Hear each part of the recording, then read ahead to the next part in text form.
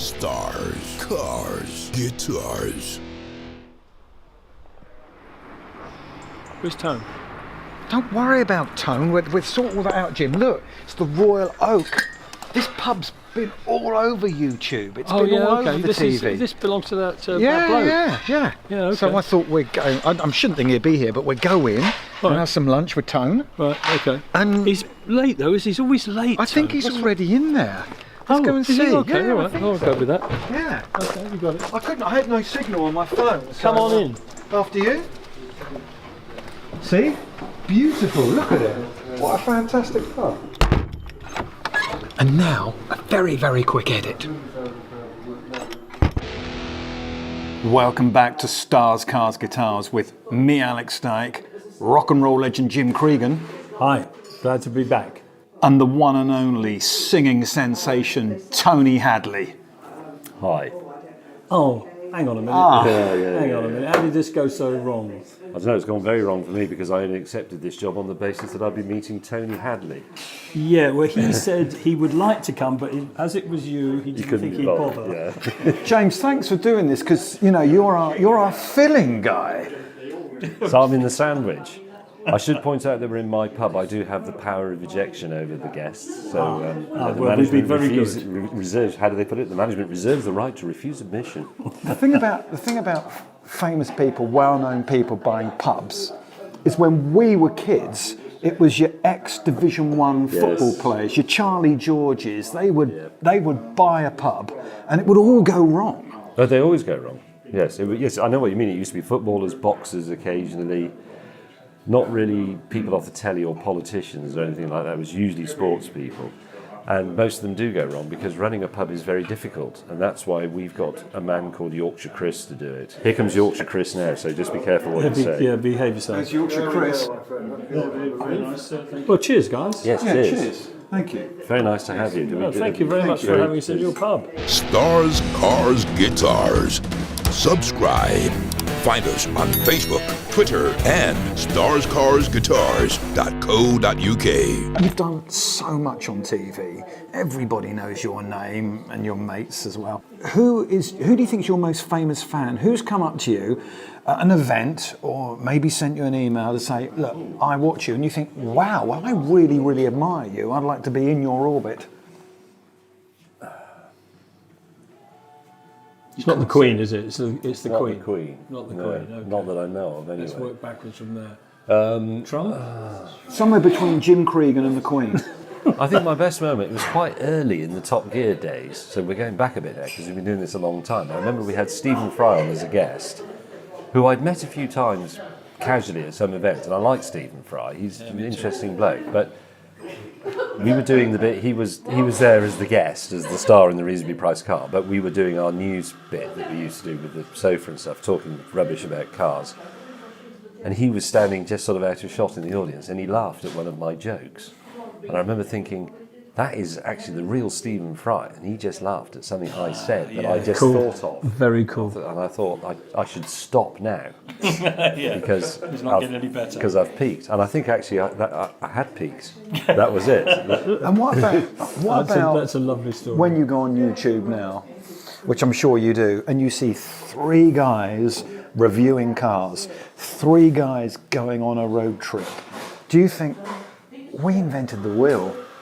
Well, yeah, it's a funny one that, because I know a lot of people have tried to do things in the Top Gear style, and it didn't entirely start with Top Gear. I mean, there had been things before, even Driven, the Channel 4 programme I did for one season, several years before I got onto Top Gear. We had three blokes on that, which I think is the first time that had been done in a car show, and we had things a bit like the news section. We used to hide in a truck. We were so poor we could only paint one side of this articulated lorry, so we could never film it from the other side because it says something like "Slumber Down" on the other side. We used to do this film where we invented this test which we called time exposed to danger. So we had a big old runway to play with, a bit like Dunsfold we had with Top Gear, and the lorry would drive along, and we'd say, if you're in any given car at 40 miles an hour, how long does it take you to get past the lorry and safety pull back in, which is actually quite a good real-world test. But because we painted the left-hand side of the lorry, we were always doing it abroad because we couldn't overtake on the slumber-down side. And nobody thought of that. Oh, brilliant. Okay, It's very tragic. But anyway, sorry, I deviated. Your question. Three people doing things. I know that there have been people, because they've approached me, and I'm sure the others about it, and they say, we're going to do this, but it's in a Top Gear style. And occasionally people have even asked me to do, a corporate thing, which I did do a few in the past, but I don't really do it anymore. And they say, we want you to host this awards ceremony or this conference. And so we've written something for you, and we've done it in a very Top Gear style, or we've done it in your style. But it never really works, because people imagine that it's, you can break it down into a few bullet points. You say you've got three presenters, and they sort of like each other, but they hate each other at the same time. And one of them's loud, and one of them's quiet, one of them's short, and one of them has accents all the time. One of them's too careful. But that's not actually what it is. It's something much more subtle than that, and it's also extremely fragile. You change one little bit of it, or you take one little bit of it out, or one bit of it falls apart, and it won't work anymore. Yeah. So I don't actually think you can reverse engineer those things. It is lucky to have had that job and to still have it now on Grand Tour, and it is a great privilege. But the luck is more that the three of us came together. Yeah, it's the chemistry. There is definitely, and it's inexplicable. Yeah, we have the same sort of thing in music. If you take, for example, the Beatles, who as a team were unbelievably good, and I think that Lennon and McCartney, because there was a certain amount of competition between them, Lennon kept giving McCartney more edge, and McCartney gave Lennon more melodic point of view, I think. There's that slight love-hate thing going on, which I think is probably important in bands. I mean, did it happen with you and Rod Stewart? Did you like Rod Stewart but also hate him at the same time? No, actually no. He might hate me. He probably does.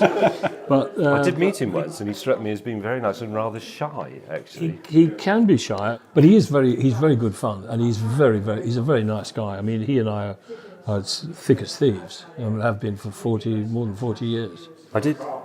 I've already said that I met him once, didn't I? Yeah, I said that just now. Yeah. But actually, Jim talked all over you when you said it's okay. Let's have another go. No, but as Jim was talking, I remembered your previous question about somebody who you are in awe of has watched your programme. Actually, it was Rod Stewart. Because we approached him, it was when I was making my Toy Story series, and we were going to do one. We did do it eventually, about the world's longest train set. We wanted to make a 10-mile double O gauge, like Hornby train set, effectively, between two towns. And I met Rod Stewart, me and some people from the production team, at the Chelsea Flowers show. But I know that Rod Stewart's a massive toy train enthusiast, isn't he? He's got a big layout. Yeah, he would actually strike you dead for calling it toy trains. Yeah, model railways. Yes, exactly. He would. Maybe that's where I went wrong. But we said. That's it. Yeah, your train set. You've got a train set. Yeah, that's the kiss of death. Since you are in England and we are about to build this world record-breaking model railway, we should have said. Yeah. Would you like to join him? But he didn't want to, and he was very shy about it. Okay. Almost as if he didn't want it to be known that he liked Well, model no, railway. he was very embarrassed about it for a long time.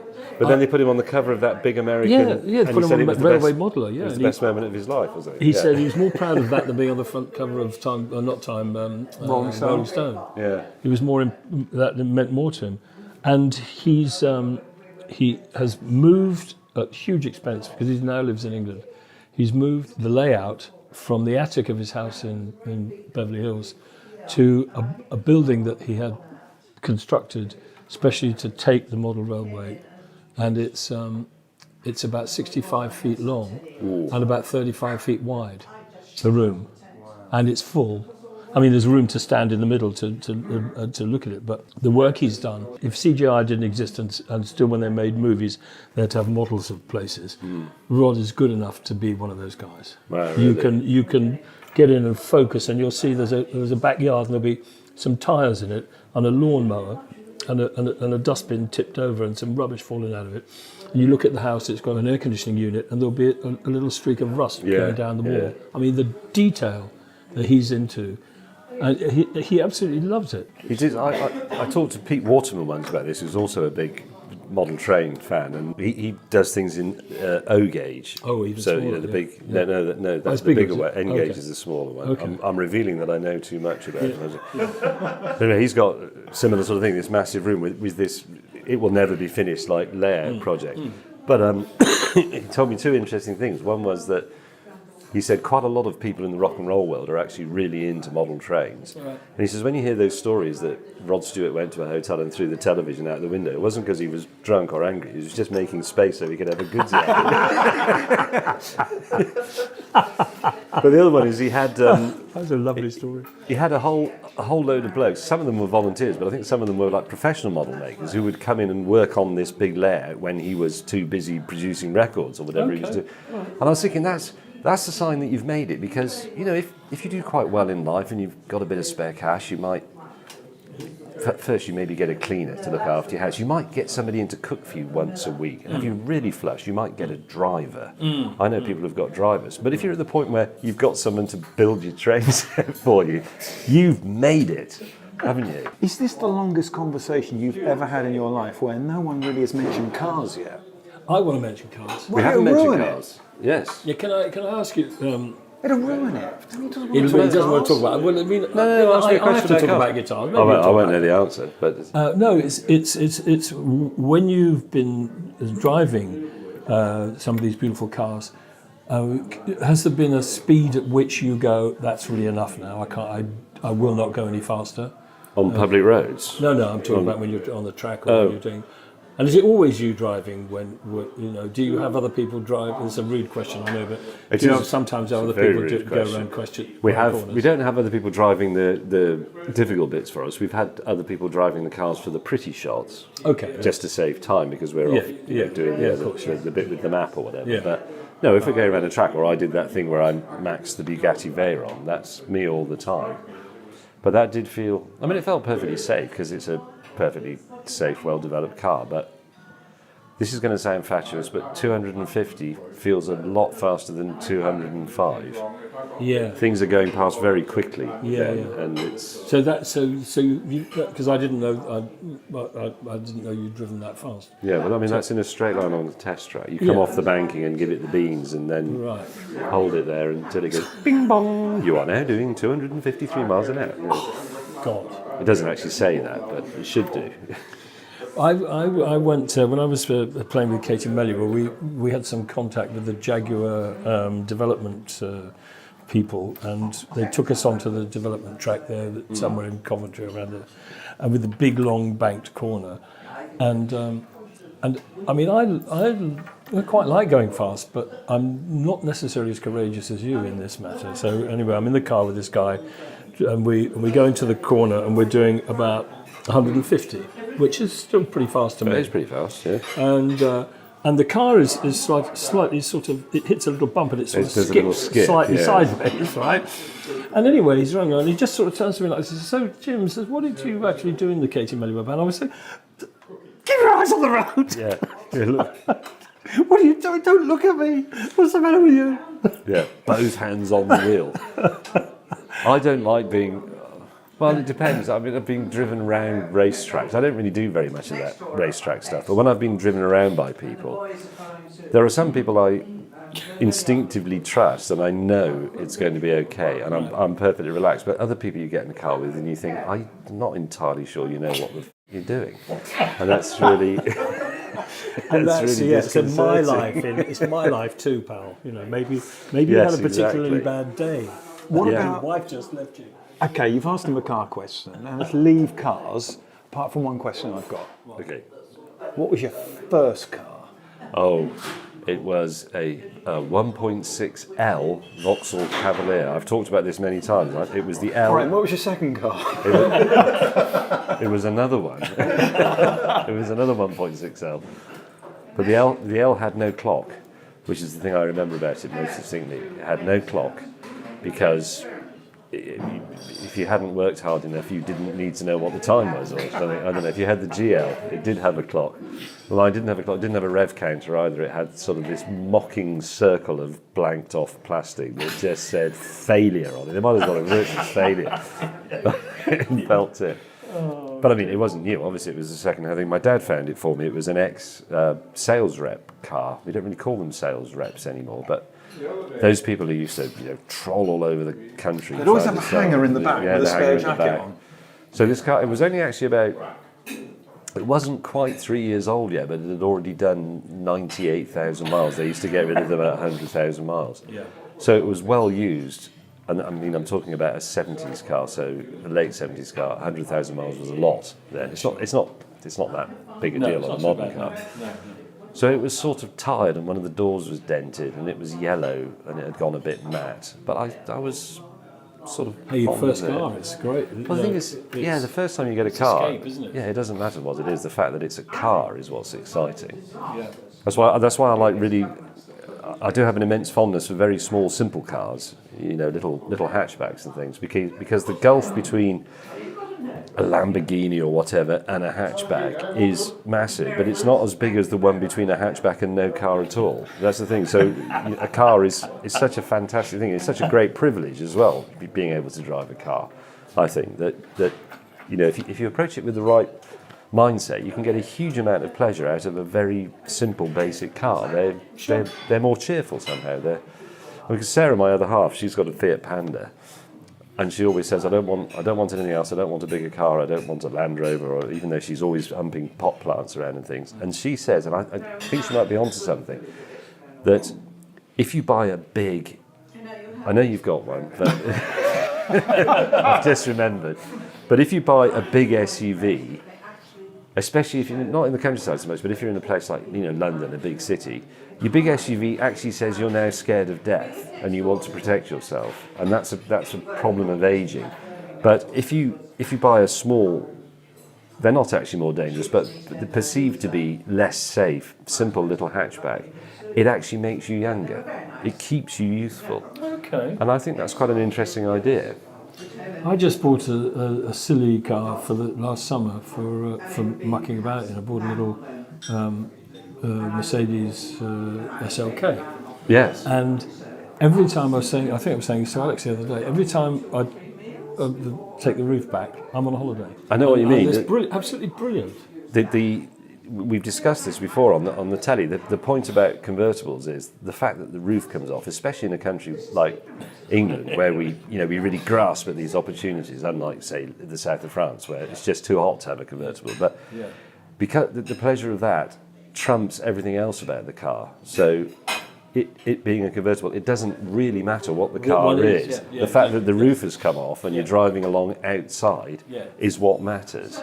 So it doesn't need to be a Ferrari. Did you, when you were young? I mean, I've lived in America for a year. I've been to America many times, but not like you guys. You've worked there. You've spent a lot more time there than me. Jim lived there for about 30 years in LA. When you were younger, were you? If your dad was driving a Vauxhall Viva, were you lusting after the Mustang convertible? Yes, of course. Yes, we've just made a film about this. Being the age I am, and my two colleagues, we grew up watching quite a lot of American TV, cop shows, and American films and things, and they had these. They had bigger fridges and better houses, but they had these very glamorous cars. And why didn't our mums and dads have things like that? We didn't understand the disconnect, or we didn't recognise the disconnect. There were these apparently perfectly normal people in America with these very, very big, very ornate cars with big bonnets and chrome things on. And then you went outside and your dad had a beige Allegro, but why? It's as if we'd been overcome with meekness in Britain, especially. Yeah. And I think it was probably a post-war thing, and to do with rationing and materials, and I don't know. Yeah. But we didn't have the access to the inexpensive oil that the Americans had. So smaller engines were definitely a thing. And the distances were shorter in Europe. And the roads. And the roads are very different. Yeah. Exactly. I mean, excuse me, I drove here.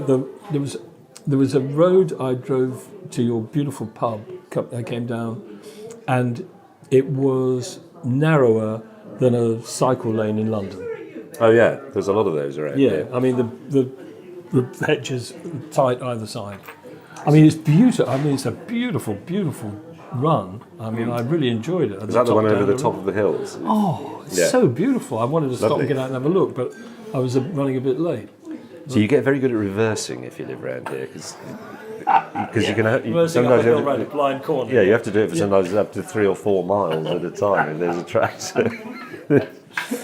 I had one the other day. This still amazes me because I hate damaging things, but I was going down one of those roads you described, not one of my normal routes.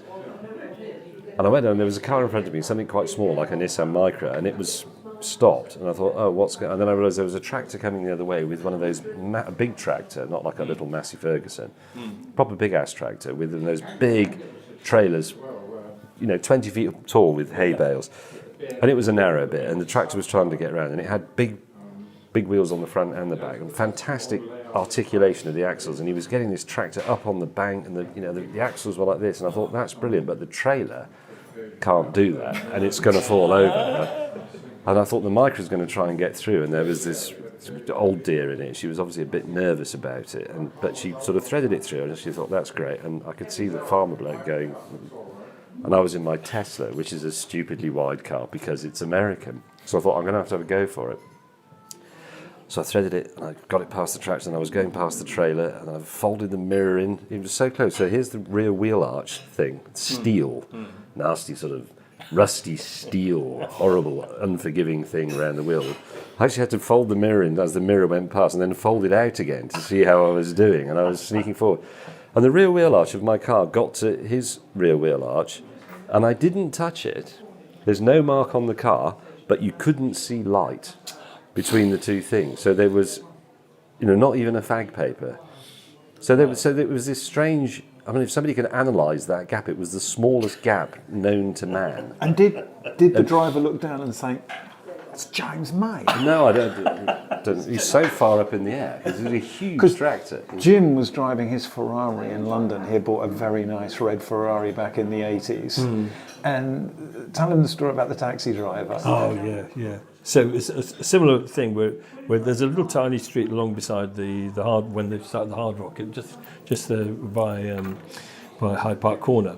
And I'd only just got the car. It was a Dino, and I'd only had it maybe a week or two. And the Dino's got the kind of curved sides. So there's the sort of window ledge. Then the body goes out about another 3 inches. So I was very aware of the fact I didn't know how wide the car was. And I'm creeping along, and this taxi's coming towards me in this very narrow street. And the taxi comes right alongside. It's a hot day, and the windows are open. And I'm having trouble figuring out if I can get through or not. And the taxi driver just leans over and says, "You want me to do that for you, Sonny?" Oh.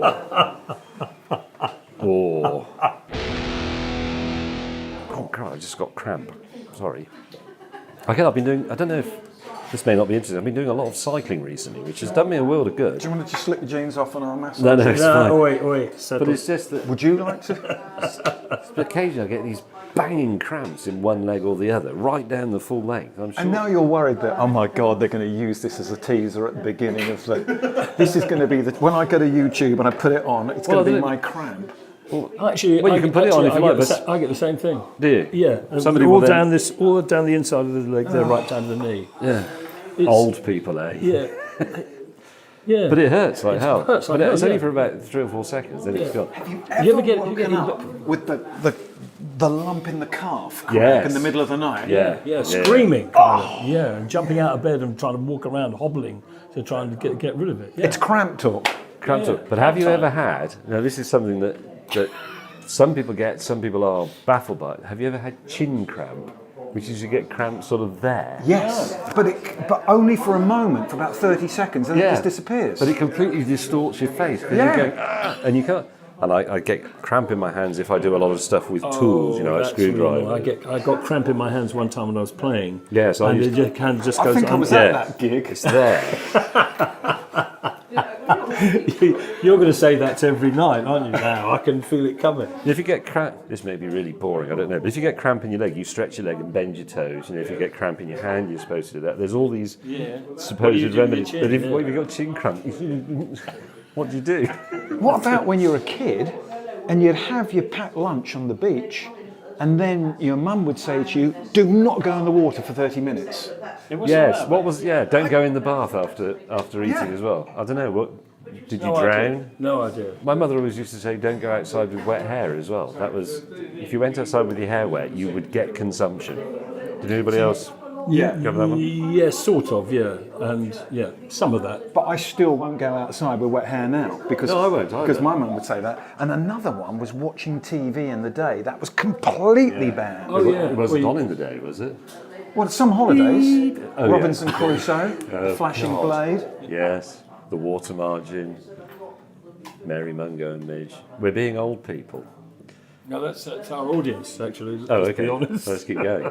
Yeah. I still take my coat off when I go inside so that I feel the benefit when I go out again. Is that That's a school one, though, isn't it? That's is, school. yeah. Do you know? I think because James and I are very similar age, and you're a couple of years older. But one of the real big game changers for me was colour television. Oh, when we got ours, all the neighbours came round. Yeah. There was an announcement made, from the roof with a colour television has arrived, say all the neighbours. About 6 people came round because we were one of the first people to get one, and there was a programme on, and it was about tigers. So obviously it was amazing seeing these animals in colour. And actually, if you look, so that would have been 1972. Maybe, something like that. But if you go on YouTube now or some archive sites and look at colour television programs from the early 70s, football matches, if you watch the definition is absolutely atrocious. Yeah. It's like you're looking at it through a piece of tissue paper. Yeah. And some kids, you go round to their house after school and they say, "We've got colour telly." And they turned all the colours up as bright as they would go. So everybody's face was orange, yeah. But that was I thought that was for me, that was huge because it collided with Top of the Pops and glam rock with David Bowie and T-Rex and the sequence When of the colours were bright. Yeah. Yeah. So that was huge for me. I don't know about you, Jim, because you were a little bit older. Well, when Jim I was... still sees in black and white. This is all black and white.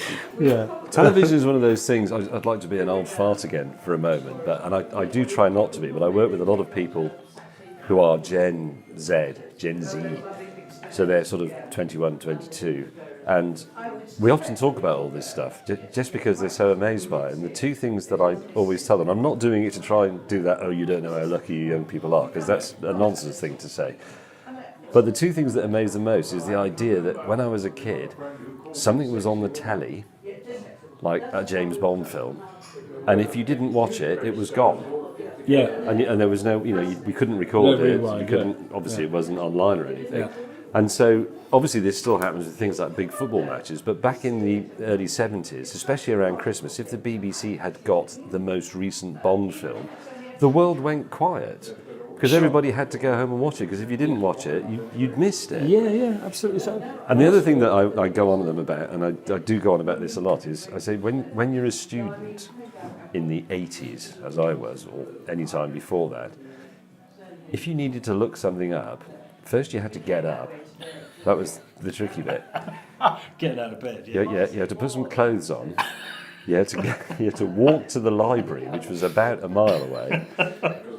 And then you had to work out where the bloody book was on those bits of cardboard, and then somebody else had got it anyway. So you had to reserve it, go back to the library again, and that was to look up a date. Yeah. Sorry, I've just remembered another thing I always say to young people, which they have never considered, and why would you? But back when I was a kid, music wore out. Because your cassette tapes got tangled up, and your LPs and your singles got scratched or simply worn out because you played them, you left them in the or warped, or you lent them against the radiator. But of course, that's not, music doesn't wear out anymore. It's all there all the time, isn't it? Do you have any Jim Cregan vinyl in your collection? Of course he does. Or any Jim Cregan on your smartphone? I'll definitely have some Jim Cregan on my smartphone, because there's Cockney Rebel on there somewhere, and Sarah will have put quite a bit of Rod Stewart. If it's not on my phone, it's on the Big Master iPad music one. So have I got you on vinyl? Possibly. The vinyl's in storage because we moved house recently, so I haven't looked at it for a bit. So I didn't collect anything after that. I didn't collect vinyl again. I didn't collect CDs. And then, of course, the internet came along and gave us Spotify. And that was the end of it. One more question, James, before we go. We're going to have to say time. Yep. You've had that rock There's and roll. a fine for doing that. Oh, sorry. You've had that rock and roll rush. You've gone out into before the cameras start rolling and greeted that studio audience when you've been top of your game. Millions of people tuned in. You've done Top Gear live to thousands of people in arenas like rock concerts. Do you get that kind of fizz when you go out and and be that kind of TV rock star? Well, I don't Give think us a of good as answer, rock because stars. that was a great question. It was a great question. But I would say, I mean, we haven't done it for a long time and we'll probably never do it again. But when we were doing the live show, and the biggest one we ever did was in Poland, we used to go and do sort of 7 or 8 performances over a weekend. And let's be honest, the first one on the Thursday night was always a bit crap because we hadn't quite got it right yet. But that was always the one where the sponsors were there as well. We weren't very good at this. But when we went to do it in Poland, they had one big stadium and it held, I think, 63,000 people. So they sold all the tickets in one go, and they said, you've got one performance, so you can't cock it up, and it's not a practice. You're going to do it once, and then you're going to fly home again.